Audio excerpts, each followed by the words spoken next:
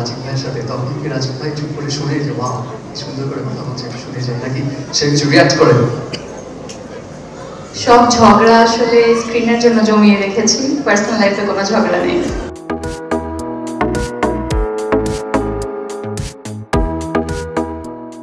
ওর তো আসলে বেশ কিছু কাজের অফার আসতে থাকে, বাট আমার সবচেয়ে ভালো যেটা লাগে ও অনেক বেশি কাজ পেয়ে থাকলেও সেগুলো আসলে করছে না, কারণ ও অনেক বেশি স্টুডিয়াস এবং অলমোস্ট যদি 100 মার্কস থাকে ও সবগুলোতে 99 স্কোর করে আসছে। তো ওর পড়াশোনা নিয়ে অনেক বেশি সিরিয়াস, এই ব্যাপারটা আসলে অনেক ভালো লাগার।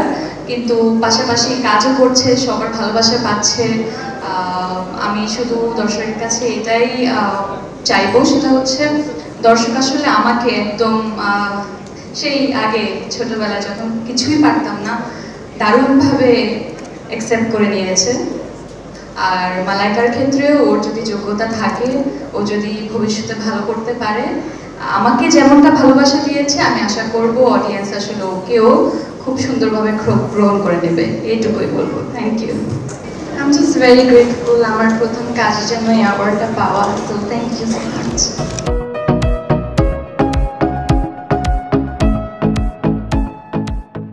কখনো কি এমন হয়েছে ঘুমের মধ্যে স্বপ্নে নায়িকাদের থেকে কোনো সুন্দর পরি আপনার স্বপ্নে চলে এসেছে? সম্ভব না, তাই না? ঘুমের মধ্যে এটা সম্ভব না, হোপফুলি হইতে পারে মনে হয় একটু করে।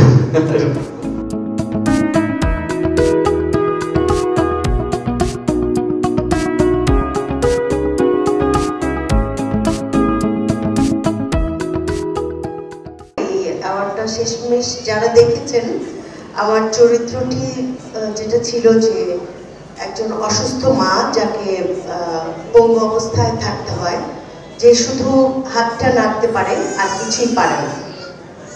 আর তার একটাই সন্তান, যে সন্তান সারাদিন কাজ করে এসে মাকে একটু ভাত খাইয়ে দেয়, মাঝে মাঝে তার সন্তানকেও সেই মা চেনে না।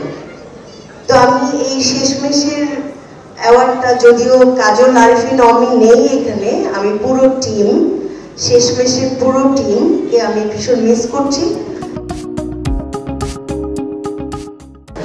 ধন্যবাদ আমার মেন্টর কাজল আরিফিন অমি ভাইকে এবং মিঠু আপাকে, এবং আমাদের শেষমেশের সাথে যারা ছিলেন আমাদের প্রডিউসার মুন্না ভাইকে।